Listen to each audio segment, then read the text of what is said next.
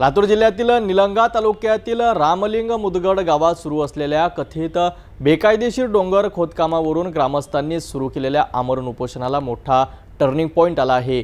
जिल्ह्याचे पालकमंत्री शिवेंद्र सिंग राजे भोसले स्वतः उपोषण स्थळी दाखल झाले आणि त्यांनी आंदोलकांना सखोल चौकशीचे आश्वासन देत योग्य ती कारवाई करण्याचे स्पष्ट आश्वासन दिले। यामुळे आंदोलकांना मोठा दिलासा मिळाला आहे। जाणून घेऊया लातूरचे सिटी न्यूजचे प्रतिनिधी श्रीकांत चलवाड यांनी दिलेली विस्तृत माहिती। निलंगा तालुक्यातील रामलिंग मुदगड गावातील सर्वे गट क्रमांक 215 मधील 7 एकर जागेवर डोंगर आहे। मात्र ग्रामपंचायतने या डोंगरावर 80 आर खुली जागा असल्याचे दाखवून डोंगर भुईसपाट करण्याचे काम सुरू केले आहे। ग्रामस्थांच्या म्हणण्यानुसार ही खुली जागा अस्तित्वातच नसताना दाखवण्यात आली आहे।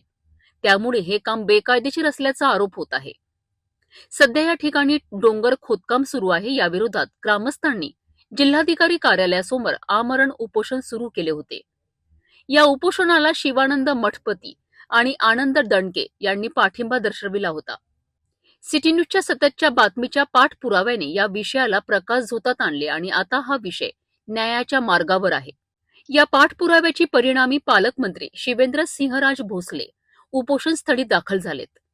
त्यांनी आंदोलकांशी चर्चा करून परिणामाची सखोल चौकशी करून संबंधित ग्रामसेवक, सरपंच, उपसरपंच, तलाठी, मंडळ अधिकारी आणि तहसीलदार यांच्यावर गुन्हे दाखल करण्याचे आश्वासन दिलेत।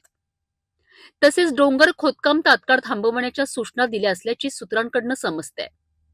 ग्रामस्थांचा आरोप आहे की या जागेच्या नावावर अनेक ठिकाणी वड सावंगी व गीर कचाड 3311 केव्ही उपकेंद्रासाठी सर्वे गट नंबर 21 व हलसी हतरगा सर्वे गट नंबर 73 मधील जागा आधीच दिलेली आहे। त्यामुळे गट नंबर 215 मधील हे काम बेकायदेशीर आहे। पालकमंत्र्यांच्या आश्वासनानंतर आंदोलकांनी आनंद व्यक्त केला असून या प्रकरणी योग्य चौकशी होण्याबाबत त्यांना विश्वास वाटत आहे। खुली जागा दिलेल्या ग्रामपंचायत खुली जागा नसताना डोंगर खोदून प्रशासनाला खुली जागा दाखवायचा प्रयत्न चालला। आणि आमचं म्हणणं आहे की तात्काळ विक्री करायला आणि तात्काळ ही काम थांबवण्यात यावं। माती विक्रीवर हरकत आहे का 33 केव्हीच्या स्टेशनवर हरकत? स्टेशनवर खोदकाम करून चालू करण्यात आणि गायरान जमीन तेवढीच आहे साहेब गावला। पण बाबा शेवटी ते 33 केव्ही स्टेशन सगळ्यांच्याच उपयोगाचं पडणार आहे। त्याचा सगळ्या तुमच्या गावाला पण फायदा होणार। दुसरीकडे मोकळी जागा की सर लोकेशन दुसरीकडला आहे, दुसरीकडल्या गावातला। ठीक आहे, मी माहिती घेतो कुठलं लोकेशन आहे, त्याप्रमाणे आपण मी घेतो माहिती कुठलं लोकेशन आहे, चेक करतो।